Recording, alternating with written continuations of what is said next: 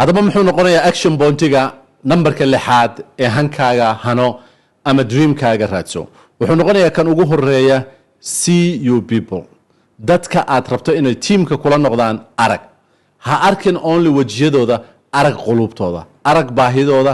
arag waxa ay rabaan ayaga laftigooda waxaad faanad gareysaa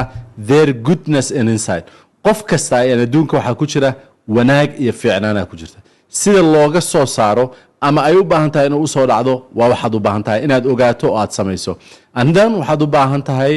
oo every company lagama maarmaana in aad dhisto dadka waxay u baahan yihiin training waxay u baahan yihiin koorsooyin waxay u baahan yihiin in seminars ay tagaan in badan oo qaaradeena Afrika kamid ah dadka shaqaalaha ma qabaan midaan